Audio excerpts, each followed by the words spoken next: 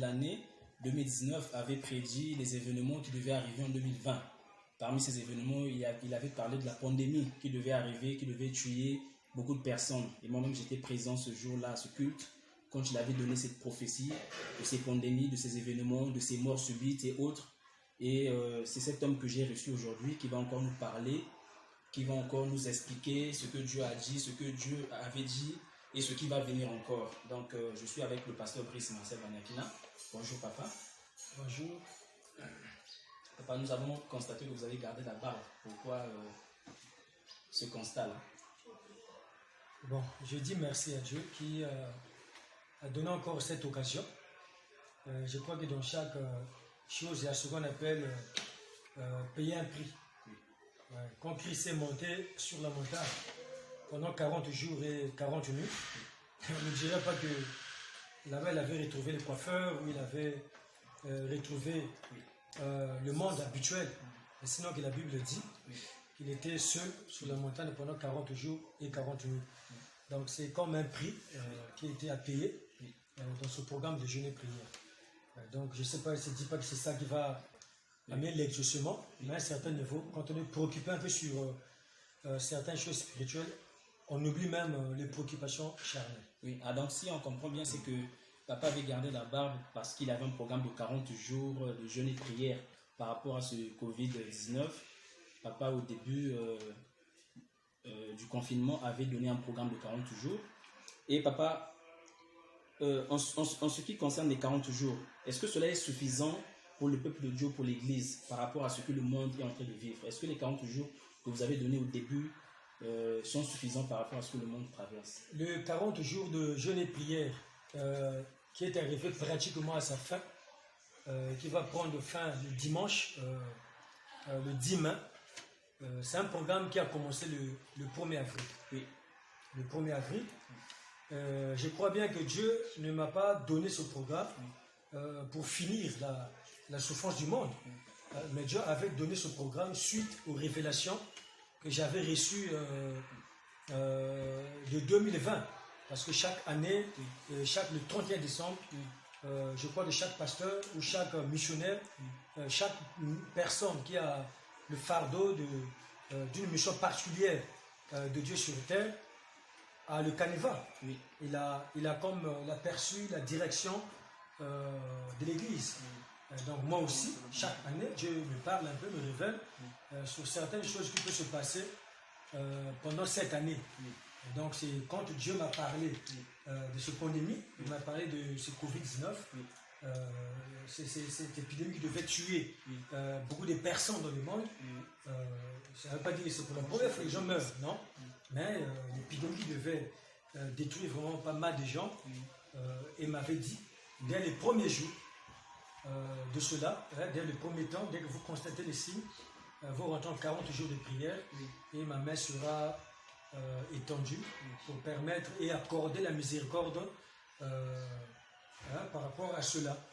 Donc d'où je ne dirais pas que les 40 jours étaient comme la fin de tout, mais les 40 jours étaient donnés par Dieu pour apaiser tout simplement ces courants qui allaient être tellement forts, qui devaient toucher peut-être au maximum. Mais Dieu a fait grâce. C'est là où j'ai fait les 40 jours qui va être clôturé le dimanche 10 mai. C'était un programme qui concernait pratiquement la Cité des Vainqueurs et toutes les églises en général, c'est-à-dire le monde. Puis c'était pour prier afin de soutenir l'église, soutenir les gouvernements, soutenir les hommes, le monde par rapport à ces grands fléaux et les familles. Et c'est ce que je crois que nous avons le parcours actuellement d'accomplir. Mais ce n'est pas le dernier programme, parce qu'il y a encore autre chose, il y a encore d'autres fléaux. Et Dieu n'a pas dit que c'est fini. Mais pour le Covid-19, nous avons la ferme assurance, après ces 40 jours pratiquement, nous avons des signes aussi qui se manifestent déjà. Depuis qu'on a débuté le 1er avril jusqu'à aujourd'hui, on voit que le nombre de cas pour certains pays, et la majorité, est en train de diminuer. Et les guérisons aussi se multiplient davantage. Donc je peux dire qu'aujourd'hui, le Seigneur a permis que ces 40 jours puissent avoir ses fruits. Et le thème de ces 40 jours était les ripostes contre le Covid-19. Oui. Et dans 3 jours, nous avons la fin de ce programme. Oui. Merci papa, mais nous avons constaté, personnellement je fais un constat que le programme que vous avez donné coïncide carrément à la fin de la fin du confinement partout dans le monde. Vous avez donné ce programme au début de l'année et au début du mois d'avril. Et quand nous voyons aussi, c'est ce jour même que le confinement a commencé dans notre pays. Et le programme finit carrément le dimanche 10 mai, le jour où l'État a décrété la fin du confinement à domicile. Bon, et du coup, il faut un peu dire. Et pourquoi cette coïncidence-là, du 1er avril au 10 mai, nous constatons les 40 jours et c'est la fin carrément du confinement partout dans le monde. Et c'est à ce jour aussi que pratiquement votre programme prend fin. Pourquoi cette coïncidence, papa? Oui, bon, en fait, je bénis d'abord le Seigneur pour ça. Je crois que quand une chose sort du royaume, sort de Dieu, parce que nous avons plusieurs sources. Je dis bien, nous avons plusieurs sources d'inspiration. Nous avons Dieu inspire, Oui. Oui. Et quand la chose vient de Dieu, vous voyez, Oui. c'est pas l'homme, c'est pas moi aussi. Oui. Mais quand la chose vient de Dieu, Dieu planifie tout, il arrange tout. Oui. Comprenez? Oui. C'est pas moi, mais c'est Dieu qui a planifié carrément toutes ces choses. Voilà, donc je crois bien que c'est pas un produit d'hasard, mais c'est le Seigneur qui a pu planifier. Amen. Et ça montre que le programme là vient de Dieu. Amen. Et le reste, c'est des sources d'intelligence. C'est les sources de préoccupation. Amen. Oui, c'est la source des réflexions. Amen. Vous voyez? Oui. Ou c'est la source de montrer. Oui. Mais je dis bien, moi Dieu m'a parlé. Et si je suis dans ces vidéos, c'est pour avertir les chrétiens, les gens qui aiment Dieu, qui aiment le monde, qui aiment se tenir le monde dans les prières. Voilà pourquoi je passe, mais sinon ça se passerait d'une manière discrète. Amen. Et quand Dieu m'a dit c'est universel, Oui. voilà pourquoi je suis là pour annoncer ce programme. Donc je crois bien que ce programme de 40 jours est bel et bien une révélation divine pour aider les nations à trouver une solution contre le Covid-19. Évidemment, toutes les solutions que nous voyons en Afrique, c'est suite aux prières que nous élevons. Peut-être non seulement moi et l'Église en général, mais il y a aussi des hommes de Dieu qui sont en train de prier, intercéder pour cela. Et ça se fait une force. Vous voyez, ça forme une force. Donc moi je crois que c'est la prière, c'est ni l'intelligence qu'elle non. Parce qu'aucune autorité, aucune personne a été comme une solution pour tout ce que nous sommes en train de voir. C'est au fil du temps, c'est à la suite de nos prières, de nos jeûnes et à la suite de l'Église qui a fléchi les genoux, en train d'intercéder, qu'aujourd'hui nous commençons à voir la lumière, d'entendre que là-bas nous avons trouvé une telle solution, là-bas nous avons trouvé telle solution, ici on a trouvé ceci et cela, et les autorités adhèrent à ces solutions. Donc moi je crois que c'est l'Église aujourd'hui qui a mené la lumière de toutes les solutions qu'on peut voir vraiment sur le tableau. Amen. Amen. Donc nous pouvons croire que c'est grâce aux prières que nous avons élevées pendant ces 40 jours que la solution est possible. L'homme de Dieu, je sais que Dieu vous parle souvent, il vous parle beaucoup pour le monde, pour la marche de l'Église, mais est-ce qu'il y a un programme en vue, en dehors de ces 40 jours que vous avez donné au monde pour prier suite au Covid-19? Est-ce qu'il y a un programme que Dieu vous a donné par rapport aux fléaux qui vont venir, à ce que le monde va connaître les jours à venir? Est-ce qu'il y a un programme spécifique que Dieu vous a révélé encore? Bon, je veux dire au peuple de Dieu, je veux dire au monde que les fléaux ne sont pas finis. Oui. Les épidémies ne sont pas aussi finies.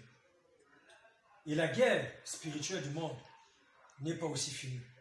Ça veut dire que si nous avons prié 40 jours, on va clôturer dimanche sur les 40 jours de riposte contre le Covid-19. Et nous allons débuter un programme qui va commencer de lundi 18 au dimanche 31 mai. Et ce programme est pour soutenir la mort spirituelle en fait. Parce que c'est Covid, nous avons compté les cas physiques. Oui. Les gens sont morts et chaque jour nous avons le bilan du monde entier. Nous avons le bilan de ceux qui meurent, de ceux qui sont atteints. Mais n'oubliez pas que le Covid a aussi des impacts spirituels. Ça veut dire que nous qui sommes chrétiens, qui marchons sur la typologie de la révélation divine, nous savons qu'il n'y a rien qui arrive au monde n'avait jamais été scellé par le Père. Donc aujourd'hui, il faut que nous comprenions que ce Covid-19, physiquement, nous le lisons et physiquement, nous le calculons. Mais spirituellement, il y en a des choses qui sont cachées.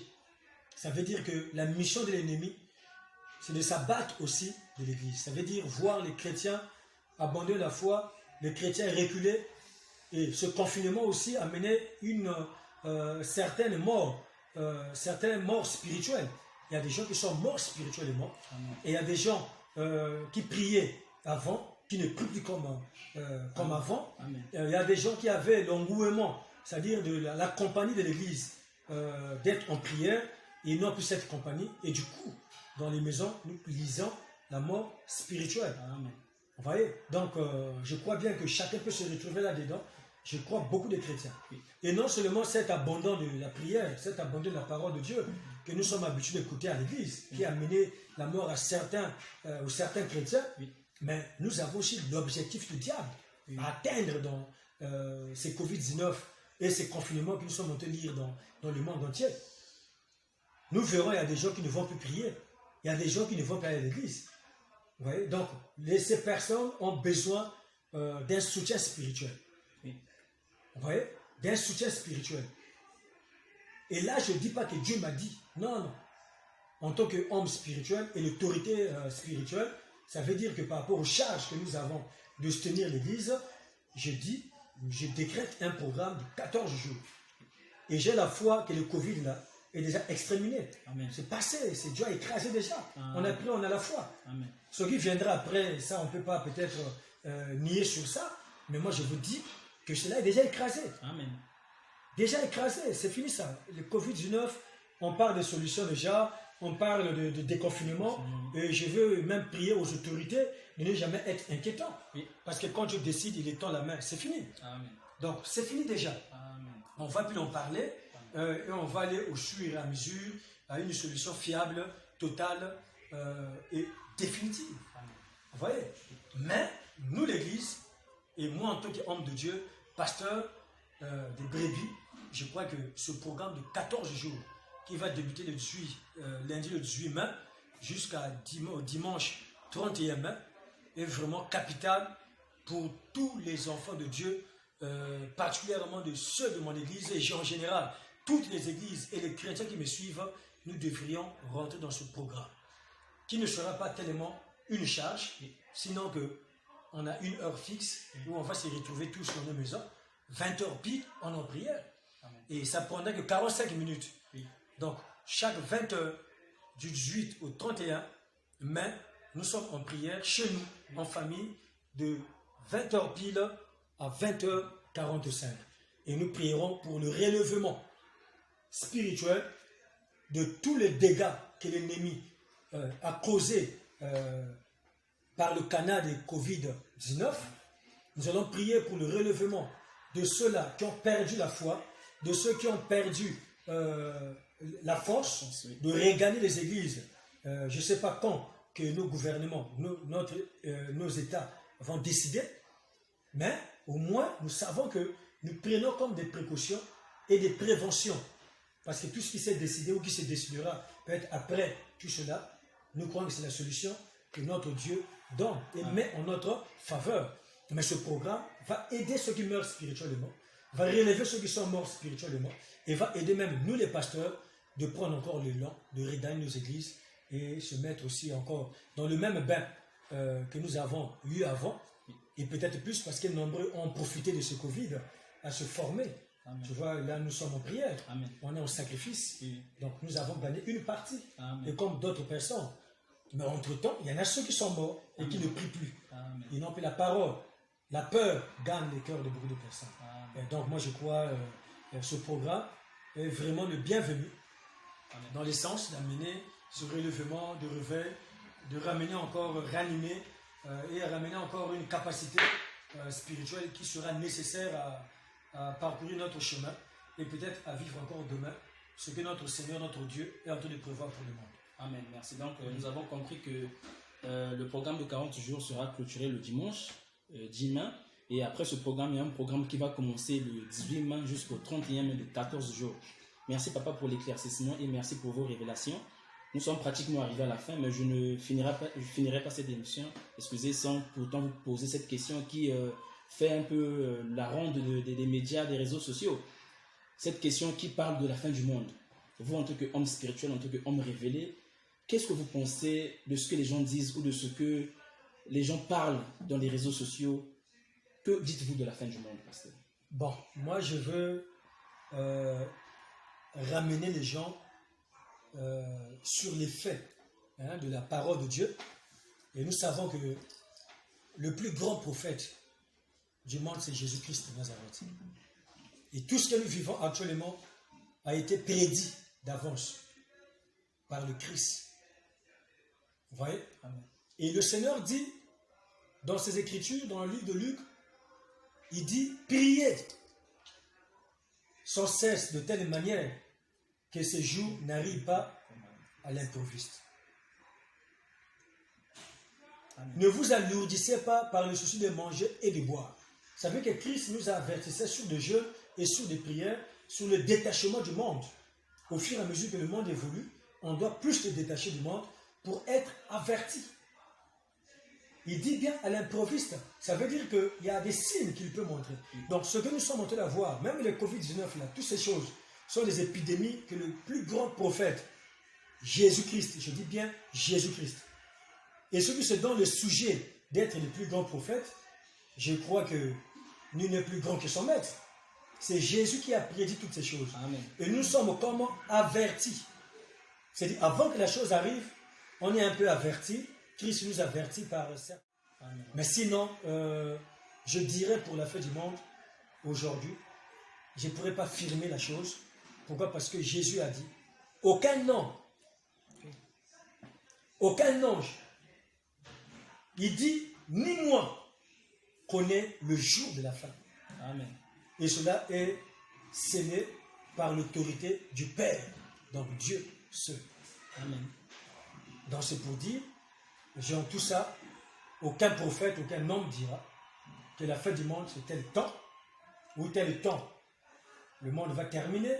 Cela est dans l'autorité du Père. Ce que Jésus fait, il intercède même pour nous. Et nous connaissons la parabole d'un arbre qui ne produisait pas de fruits. Et Jésus a dit au Père, donne-moi encore l'année prochaine le temps de mettre le fumier et cela donnera des fruits. C'est tout ce travail que la parole de Dieu est en train de faire. Le fait qu'on écoute la parole, nous sommes tous formés pour avoir des fruits qui vont abonder pour la vie éternelle. Amen. Mais sinon, sans ça, je ne vois pas, c'est Dieu qui va avertir quelqu'un pour dire que non, demain je viens à 12h, demain je viens à 20h ou à telle X heure. Ça, je ne dis pas que c'est faux, je ne dis pas que c'est vrai, mais la Bible me montre que nous sommes dans le parcours de la prophétie que Christ a donné. Et quand ce jour-là viendra, ça sera l'improviste. Et personne ne peut s'attendre de la fin du monde. Plutôt, vous avertir, vous annoncer la parole et vous attester ce que Jésus a déjà dit dans la parole de Dieu pour que chaque personne se prépare. Tous ceux qui marchent dans l'état du péché, dans l'état de la cupidité, dans l'état de la convoitise, et tous ceux qui croient dans ces mondes, que le monde ne finira jamais. Nous allons demeurer là où nous sommes. Que toutes ces personnes puissent réellement se convertir, se préparer pour le jour de l'improviste. Et la Bible a dit que les vierges ne savaient même pas à quelle heure de la nuit que l'époux allait rentrer. Mais ils avaient des lampes, ils se préparaient puisqu'ils savaient que l'époux viendra bientôt. Amen. Et c'était la nuit. Amen. Vous voyez? Et d'autres avaient des lampes qui avaient l'huile, les saints qui n'avaient pas de lampes qui avaient l'huile. Et ce qui était comme un versement, c'est quoi? C'est que c'est le temps de la nuit. Amen. Et ce que nous vivons aujourd'hui, les œuvres ténébreuses que nous constatons actuellement dans ce monde, ce que nous traversons aujourd'hui, que nous voyons nous-mêmes, nous savons que nous sommes au temps du soir. Amen. Vous voyez? Où l'époux fera son entrée bientôt. Mais il n'a pas dit exactement à quelle heure. Amen. Sinon qu'il a demandé à chaque femme, à chaque vierge, d'avoir sa lampe allumée et l'huile qui devait être comme une garantie. Vous Vous voyez? Donc même s'il regardait à venir, mais comme l'huile est dans la lampe, ça veut dire que l'homme ne va pas s'atteindre. Hein? S'éteindre, disons. Vous voyez? Donc c'est dans ce sens-là que l'homme doit plus se préparer. Amen. Et lui, là, c'est le Saint-Esprit qui doit être là. C'est la prière qui doit nous ranimer nuit et jour. Vous voyez? C'est les bonnes œuvres qui doivent marcher toujours avec nous. Et Jésus a dit que vos bonnes œuvres luisent aux ténèbres. Amen. Donc c'est pour dire que l'huile qui doit faire que l'homme s'allume, c'est les œuvres du Saint-Esprit qui doit demeurer en nous et qui va permettre que notre conduite soit réellement une conduite de lumière. Vous voyez? Donc même si Christ venait aujourd'hui, je ne crois pas que le frère Asnat, le berger, ou je ne crois pas que le pasteur lui serait surpris, parce que sa lampe est allumée et l'huile est assez pour permettre que peu importe l'heure, que nous ne soyons pas surpris. Voilà, donc je ne veux pas que le chrétien se casse la tête à se perturber, à préparer le cœur précipitamment, parce qu'il viendra à l'heure où nous ne s'attend pas. Il viendra à l'heure où il a fixé lui-même. Et ni le moi le Fils, ni un nom dans le ciel connaît ce jour. Amen. Que Dieu, le Père, seul. Amen. Je prends la parole du Christ. Donc voilà ce que je peux dire à mes chers chrétiens. Merci beaucoup. Certainement pour les vainqueurs qui vous suivent et tous les chrétiens en général ont besoin de votre prière aussi pour être soulagés, être rassurés. Donc je vous en prie très respectueusement, papa, si vous pouvez lever une prière à tous ceux qui vous suivent, ça leur fera du bien, je pense. Ok, avant peut-être de prier, pour toi, ma soeur, pour toi, mon frère, nous savons que le monde vit des moments très difficiles, des choses qui dépassent même l'entendement à tous les intelligents de ce monde et à toutes nos autorités du monde. Le seul sauveur que nous avons, c'est Christ. C'est Christ. Et la Bible a dit, quiconque invoquera le nom de Jésus-Christ sera sauvé. Donc je te conseille, en ces moments-là, nous avons besoin de prier, nous avons besoin de jeûner, et nous avons besoin de se concentrer, en fait de regarder ta vie du passé et regarde là où tu vas. Et j'invite les autorités, j'invite tout le monde, sans distinction, à reconnaître la valeur de Dieu et à reconnaître la grandeur de Dieu. Ce n'est plus le temps de se distraire dans certaines choses. Christ vient bientôt. Mais je ne te dis pas à quelle heure il va venir. Donc je vous encourage beaucoup. Des êtres chers, je sais que Dieu est avec vous. Ce n'est pas tout ça qui montre que Dieu n'est pas. Mais plutôt, ce sont ces choses qui doivent nous interpeller. Parce que Dieu n'a pas dit que vous ne mourrez pas. Mais Dieu a dit plutôt vers le temps de la fin, nous allons beaucoup mourir et beaucoup de fléaux vont s'abattre sur la terre des hommes. C'est ce que Matthieu 24 nous signifie. Donc quand nous voyons ces choses, ne vous découragez pas plutôt. Engagez-vous encore à servir l'Éternel, à connaître davantage le Seigneur et à marcher droitement tel que la parole de Dieu est en train de nous enseigner. Donc je vous bénis tous. Je bénis le Congo-Brazzaville et le monde entier. Je bénis notre président, je bénis tout le gouvernement.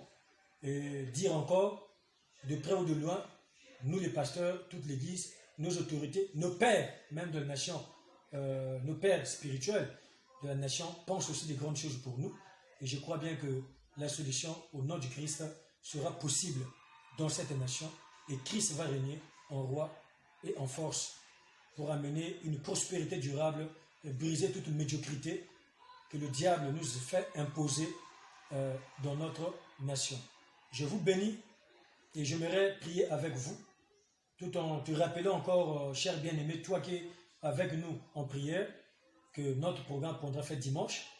Et nous sommes toujours aujourd'hui, à partir de 20h, on sera en prière. Et demain, 5h, nous serons debout en prière. Et 20h, 0h, on est aussi en prière. Et nous sommes en prière pour 30 minutes seulement. Sera suffisant que Dieu nous écoute. Et riposter au Covid-19. Et le programme qu'on va débuter, ça sera écrit à l'écran. Suis ce programme et sois en contact avec nous. Dieu est sans frontières. Moi, je suis le pasteur Brice Marcel Banyagna, le visionnaire de l'église vivante de Jésus-Christ. La cité des vainqueurs, ça ne veut pas dire que je ne suis pas ton pasteur. Non. Je parle d'une manière universelle. Ça veut dire cette affaire nous concerne.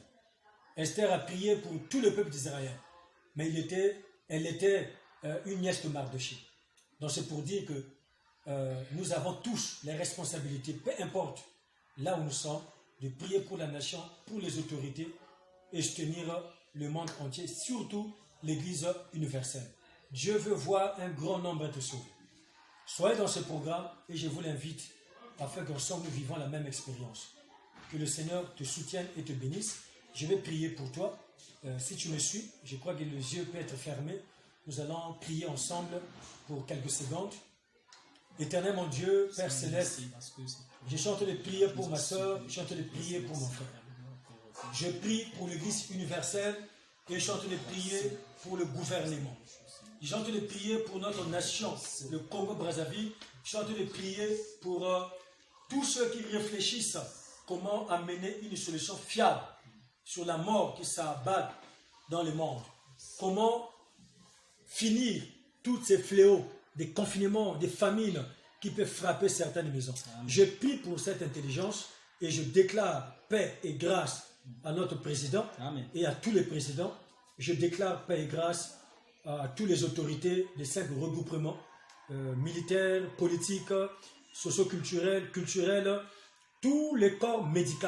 Je les remets en tes saintes mains, Seigneur notre Dieu, et je chante de prier que le Saint-Esprit puisse les combler là où ils sont, que la grâce et le sang du Christ, qui crie plus que le sang d'Abel, puisse crier dans les hôpitaux, partout dans le monde, et puisse se manifester puissamment dans les mains des médecins, Amen. Afin que la solution soit possible. Yes. Père, merci de nous affermir encore dans la prière et dans le jeûne. Yes. Merci de relever mon frère et ma soeur qui étaient abattus, qui étaient découragés. Mais je crois à cette onction que je communique maintenant, Seigneur, que ton serviteur est relevé. Ton serviteur est victorieux. Amen. Ton serviteur est dans la gloire. Je déclare cela au nom de Jésus. Et je bénis toutes les familles de la terre. Toute la gloire, ô Dieu, notre Seigneur, revienne à toi. Et c'est au nom de ton Fils Jésus-Christ que je t'ai ainsi prié. Et nous disons ensemble, et ceux qui me suivent, un vibrant Amen. Ensemble. Amen. Que Dieu vous bénisse et que Dieu soit avec vous. Amen. À la prochaine. Merci.